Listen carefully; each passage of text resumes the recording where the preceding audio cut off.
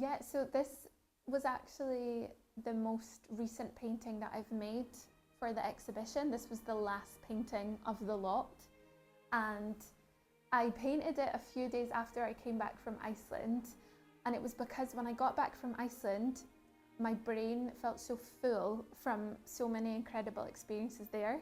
I walked this trail called the Laugavegur Trail in the Highlands of Iceland, and it was so dark and dramatic and stormy and really powerful and like quite scary actually, the environment there. Like it made me feel very small and very insignificant, and it was so visceral, the experience of being like immersed in such a otherworldly place. Like I felt like I was on a different planet.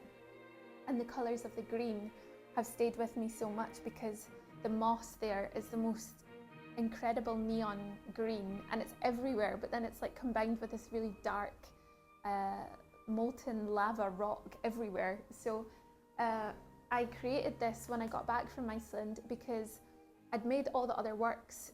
I'd made most of the works already for the show before I went to Iceland, but when I got back I thought I need to create something really big and powerful because the whole experience was so big and powerful. It's like I had to get it out of my head in order to process the experience. So I built up some layers because it's got about 2 or 3 layers within this work, and I used oil bars to create some of the greens and some of the initial marks. But then it came out over the course of a few hours, and I had no plan of what I wanted to do for this work.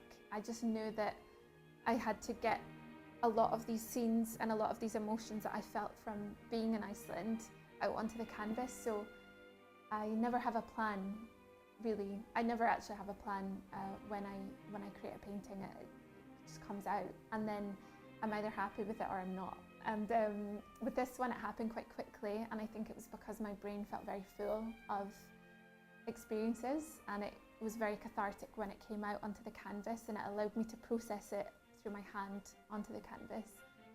And yeah, I think there was just a natural feeling that I knew it was done and I didn't want to retouch it. And I think over the years I've got much better at knowing when a piece is finished, because there's definitely been times where I've thought, oh, I do like that, but maybe it needs something more, and then I'll go back into it and then I lose it, and it's really frustrating. But now I just trust that it's like an intuitive voice within myself that just goes, that's done, like it's ready. So that's what happened for this one, and I've just left it because I really love it, and it really expresses how I felt when I was immersed in such a incredible environment as well. I find titling my work very difficult because my language of making sense of the world around me is through painting, is through my visuals. So trying to capture a sense of feeling and a sense of place, and trying to just like condense a work that feels so gigantic and so emotional to me feels quite unnatural to then try and condense an experience into like 1 word or 2 words. Like, how do you do that? So without it being really boring, and so I tend to go through like certain poems, or when I was in Iceland I wrote quite a lot in my journal, just certain words to describe the landscape, so then I can go back to it and then those titles will come naturally, but it is a process I find hard. So this one is called Where Stone Breaks because the landscape and the environment in Iceland was so terrifying and so alive and constantly in a place of motion that the land was constantly moving. There was geothermal activity everywhere that you walked. There was just smoke coming up from the ground everywhere. The rivers were boiling water. There was volcanoes, there was glaciers everywhere. And so I titled this one Where Stone Breaks because it almost felt like the land and the environment there was so powerful that the stones were just constantly in a state of motion, and it was in the same breath such an ancient landscape but equally very fresh and alive because it was like it was being formed in front of my eyes constantly. So that's why I've called it that. I think the kind of people that buy my work, I don't want to stereotype because I know that it's so many different types of people that will buy my work and have bought my work over the years, all over the world.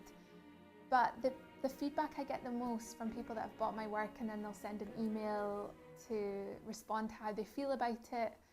It's people that resonate with an emotional feeling in the work. So it's people that don't necessarily want a painting that is a specific place or a specific like postcard painting of a specific place. It's more of an emotional, physical experience that they get from the work. So it might make them feel emotional, it might resonate with them in some way or another. But I honestly think the people that resonate with my work the most are the ones that go below the surface. They understand more of the deeper connections and the deeper feelings within the paintings and go and understand that it's communicating something deeper than just what they see on the canvas. So they just don't take it at surface level, which I love. But yeah, it could be for so many other reasons. I don't know, but that's the biggest feedback I've had so far.